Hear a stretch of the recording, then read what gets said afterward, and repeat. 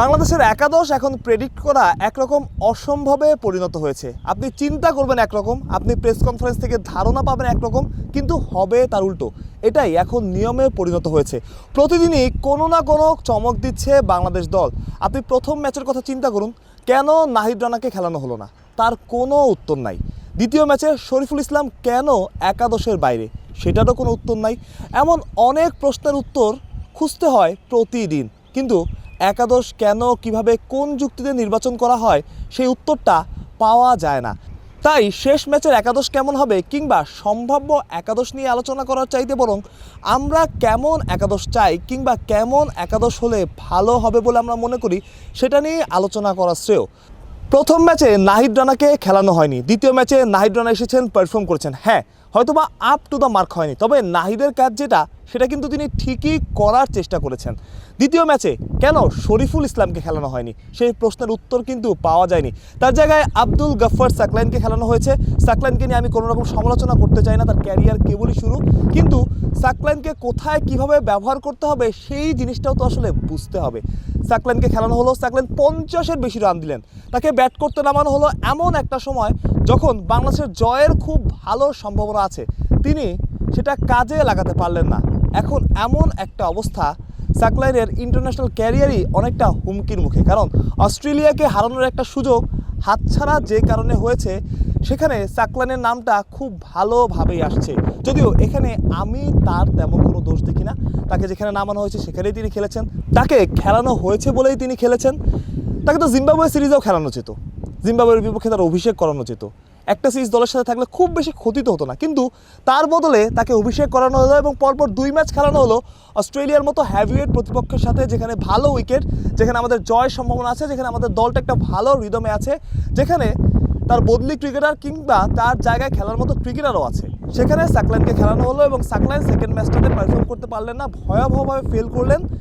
এখন তার ইন্টারন্যাশনাল ক্যারিয়ারও একরকম হুমকির মুখে। আশা করি সাকলাইন পরবর্তীতেও আরও সুযোগ পাবেন এবং তার সেরাটা দিয়ে দলে জায়গা পোক্ত করবেন। এখন আমরা দল নিয়ে একটু আলোচনা করি, কেমন একাদশ আমরা মনে করি, কেমন একাদশ হলে আসলে বেটার হবে। শুরুতে তানজিদ তামিম এবং সাইফ হাসান, 3 নম্বরে পারভেজ হোসেন ইমন। 3-এ কেন ইমন সেটার একটা কারণও আছে, সেটা পরে বলি। 4 নম্বরে তাওহিদ হৃদয়, 5 নম্বরে শামীম হোসেন পাটোয়ারি, 6 নম্বরে নুরুল হাসান সোহান, 7 নম্বরে শেখ মাহিদি, 8 নম্বরে নাসুম আহমেদ, 9 নম্বরে শরীফুল ইসলাম, 10-এ মুস্তাফিজুর রহমান এবং 11 নম্বরে নাহিদ রানা। এটাই আমাদের পছন্দের একাদশ। অর্থাৎ সৌম্য সরকারের জায়গায় আমরা চাই শেষ ম্যাচটা অন্তত নুরুল হাসান সোহান খেলুক, বা আমরা মনে করি যে ওই জায়গাটায় নুরুল হাসান সোহান খেললে হয়তোবা বেটার কিছু হবে। সোহান যেহেতু 2 ম্যাচে সুযোগ পাননি, তিনি একটা সুযোগও আসলে ডিজার্ভ করেন, তাই একজন করে ব্যাটসম্যান উপরে নিয়ে আসা, 4 নম্বরে পারভেজ হোসেন ইমনকে 3-এ নিয়ে আসা, 5 নম্বরে তাওহিদ হৃদয়কে 4-এ নিয়ে আসা এবং সোহানকে 6 নম্বরে দেওয়া, কারণ সোহান ওই পজিশনটাই ভালো খেলেন বা ওই পজিশনের জন্যই তাকে বিবেচনা করা হয়। সৌম্য সরকারকে কেন দলের বাইরে বা কেন একাদশের বাইরে চিন্তা করা? সৌম্য সরকার প্রথম ম্যাচে এসেছিলেন, হুট করে এসেছিলেন, পারফর্ম করতে পারেননি। সৌম্যর অ্যাবিলিটি নিয়ে আসলে কোনো রকম প্রশ্ন সমর্থক, গণমাধ্যম কিংবা টিম ম্যানেজমেন্টের মনে নাই।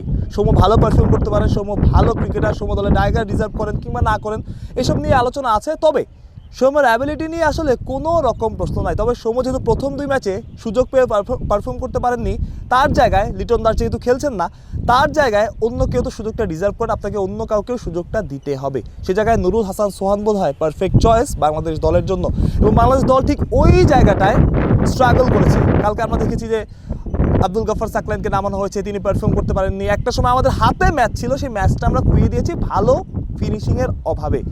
আপনারা আপনাদের একাদশটা জানাতে পারেন, আপনারা আসলে কেমন একাদশ চান শেষ ম্যাচে। অস্ট্রেলিয়ার সাথে আমরা 2 ম্যাচ হেরেছি, তবে এখনও একটা ম্যাচ জেতার সুযোগ আছে আমাদের সামনে। আমরা 5 বছর আগে 4-1 অস্ট্রেলিয়াকে হারিয়েছিলাম, তবে ওই 4টা ম্যাচের চাইতে এই মাঠে, এই উইকেটে যদি আমরা একটা ম্যাচ জিতি, সেটা আরও বেশি গুরুত্বপূর্ণ আমাদের জন্য, আরও বেশি ভালো হবে, আরও বেশি ক্রেডিট পাওয়ার যোগ্য হবে বাংলাদেশ দল, কারণ ভালো উইকেটে, ভালো কন্ডিশনে আমরা লড়াই করে অস্ট্রেলিয়াকে হারিয়েছি। সেই সুযোগটা আমাদের সামনে ছিল, তবে আমরা হাতছাড়া করেছি কিছু ভুলের কারণে। সবচেয়ে বড় ভুলটা ছিল হয়তো 2 ম্যাচেই একাদশ নির্বাচনে। সেই একাদশ নিয়ে অনেক প্রশ্ন আছে।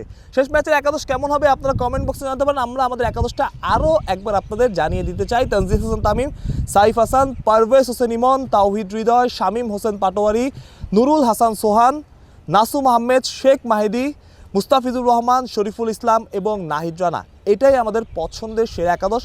দল কালকে বদল হতে পারে, কারণ প্রথম 2 ম্যাচে আমরা চমক পেয়েছি, কালকে হয়তো কোনো চমক পাবো, কিন্তু আপনারা আপনাদের পছন্দের একাদশটা জানাতে কিন্তু ভুলবেন না। মানুষ প্রত্যয়, বিডি ক্রিক টাইম।